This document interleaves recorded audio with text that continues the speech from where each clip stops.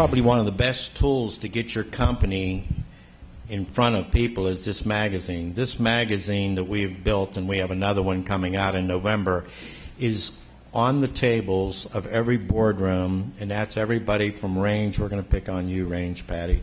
Everybody from Range to Columbia Gas to the hotels. So when you walk into the lobby, this is the magazine you see. A lot of you are here because you picked up this magazine, glanced through, and you saw the ads and the information. So this has become almost a database for the energy business, and it reaches out. So I'm not sure if that's where you start. We're going to do a whole seminar on this. It's a great example because, Don has really grown this Southpointe Marcellus Chamber by walking the very talk that I've been mentioning here. You've brought people together. You've created vehicles for them to interact.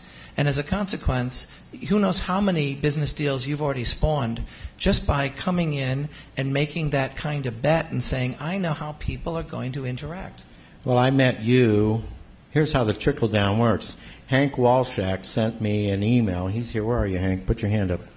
He's an author, and if you need anything written, talk to Hank. That's all I can say. He can write for you. He's my media consultant, and he's wonderful. And Hank, I met on LinkedIn. We have 1,800 companies on LinkedIn with our chamber. We probably broke all records for the number of companies that are on LinkedIn with us. Hank sent me an email using Lady Gaga as a parody between your business and how it relates to hers. I read it and I was amused, and I called him. We had lunch. He introduces me to you, and here we are today. So there's an element here. There may be 100 people here in the room, but the people that you know puts this at about 1,000 contacts. A lot of people here are second-party, third-party referrals, and that's part of the game. So if you're talking to somebody that's not in your business, they know somebody that is. It's that kind of an opportunity. So I've step one, follow the money. Mm-hmm. Step two is timing. And step three, again, is really understand the buying process, the buying behavior of the people that are going to buy your products and services. And don't assume that it's going to be the way it was. I always love giving the analogy of if you were buying dog food components 10 years ago and you're going to China, you'd buy it on the basis of cost. After there was the issue with tainted raw materials and you needed source control and traceability, now they're going to buy it on the basis of those factors, and that means that lawyers and scientists would get more involved in the buying process. And I know you're going to talk about this event we have coming up, but sure. We're going to really spend a lot of time trying to dig deep into giving you the tools to understand not just following the money and understanding timing, but really starting to get your arms around what is the buying process going to be of these new customers, and how can you really leverage that? Okay. Well, it's just we're here to put you on the spot. You know that because it's always fun. So let's take Dale, and Dale too. Dale Risker, are you here? Where is Dale? He's on the phone. Okay, we're going to take Lou Gadani for saying that. So Lou has a business. What type of business do you have, Lou? Anything with your corporate logo on it. So that would be like this pin all the way up to... Okay. So how would Lou, in a nutshell, start out to integrate his company into the gas, oil, energy business? Well, Lou, it might be easy to run hard at all the mergers that are happening because that's kind of what most folks do in the promotional products business when there's a new brand name or a new company entity. What a great opportunity, and I know there's some consolidation.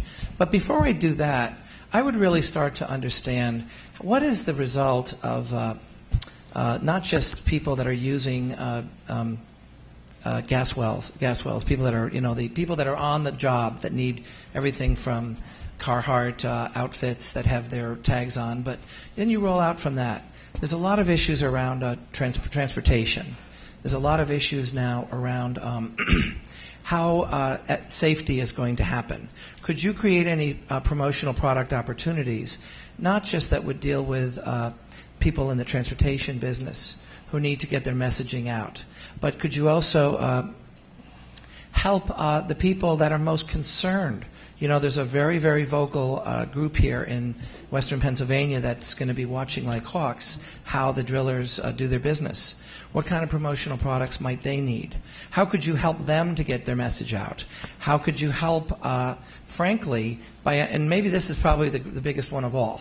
If you can really crack the case of understanding the buying behavior of how the people that are going to sell to the people that sell to the drillers works, you could create a whole promotional products line that would help leverage that very point 3 we were making about how can you get how can you help your customers to get their messages in front of the people that sell to the people that sell to the drillers. Good point. See, he's ready to redesign your business, Lou. So tired of the answer, oh, we get all that stuff from our home office. Well, But I have to repeat his question. Sure. Lou's question is, how do I overcome the objective that I already buy that stuff from our corporate office, which might be in Texas, Omaha, wherever it is? well, the answer I come back right away would be, gee, how happy are you with what you're getting from the home office when you're in a new area with a new marketplace and a new buying group? Would you need are there any areas where maybe we could work around the home office and you might be able to let me design a program for you that leverages this local buying behavior?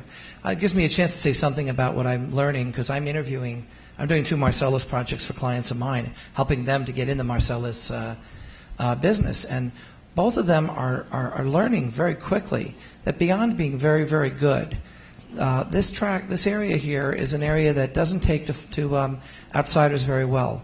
Trust is earned. They don't like fancy suits. They don't like slick people. They've been through an awful lot with what's happened with leases being sold and bought and deals being good and bad. And boy, what an opportunity to be a local guy and say, you know, you can have all your corporate home office people do all they want, but when you'd like to really have your finger on the pulse of what's happening locally, I'm your go-to guy. Good point. Or also you can ask who the contact is in the home office. Would that work, trying to develop a rapport with the home office?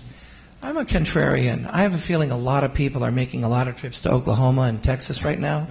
And, you know, if they're doing that, maybe you might be better off staying here.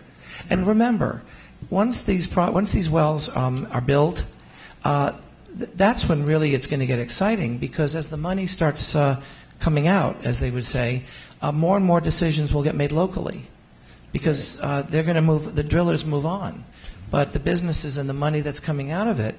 And as you know, one of the big companies is talking about building an ethane plant. There's a lot of talk about the Utica tract.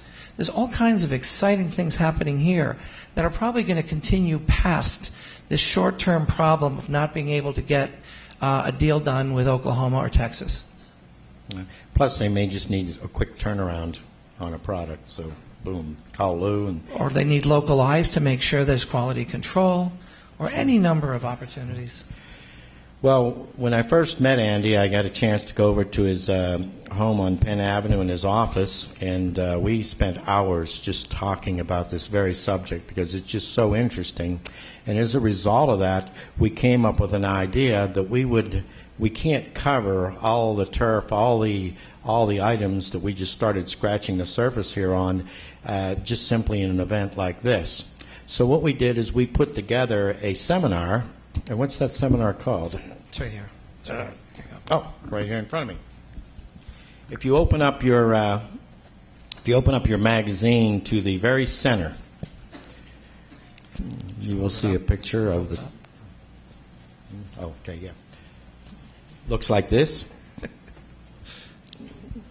That's an invitation to our event, and that event is going to be held on October 26th, and it's called You're Invited to the Southpointe Marcellus Shale Chamber Seminar. Are you ready to fight for your share of a Marcellus Shale gas oil market? And we set this up for this way for a very good reason. I'm a local guy who's always doubting what's going on, and you have to show me how to do it. So I said to Andy, let's have a seminar, but I'm there to just ask questions and just edge you on to the next level of what we want to do. So we're going to try to get the most we can get out of this gentleman here. So we said we're going to put the boxing gloves on the front cover, and it's going to be almost a point counterpoint. We're going to challenge him and really make him work to tell us how to really penetrate the Marcellus Shell business. So this event is October 26th. It's at California University.